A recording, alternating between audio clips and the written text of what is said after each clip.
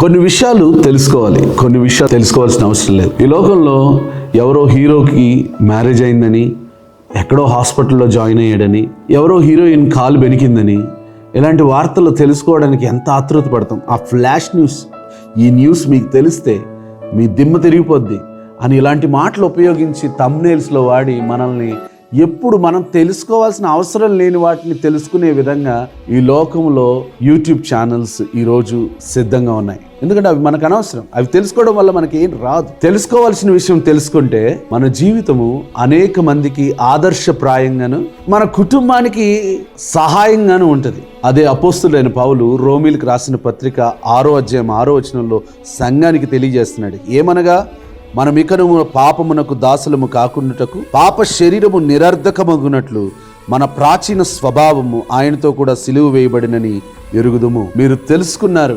ఏం విషయం తెలుసుకున్నారు? తెలుసుకోవాల్సిన విషయం ఏంటంటే, మీ పాప స్వభావము, ప్రాచీన స్వభావము సిలువ వేయబడి ఉన్నది అని ఎరుగుదుము. దేవుని వైపు మనం చూసినప్పుడు మనకు ఒక కొత్త విషయం అర్థమవుతుంది.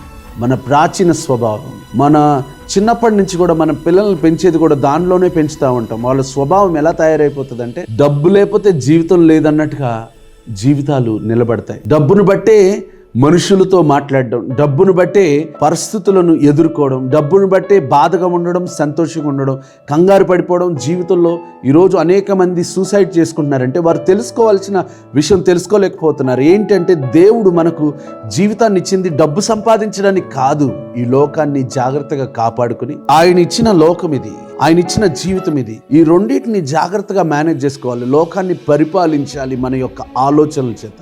పరిపాలించాలంటే డబ్బు కాదు కావాల్సింది, మనసు. అలాంటి క్యారెక్టర్ బిల్డింగ్ కావాలి. ఆ క్యారెక్టర్ బిల్డ్ చేయగలిగింది యేసుక్రీస్తు వారు. ఆయన అన్నాడు, సిలువలో నీ పాపపు స్వభావము, మరణాన్ని తీసుకొచ్చే నీ పాపపు స్వభావం సిలువ వేయబడి ఉన్నదని మీకు తెలుసా?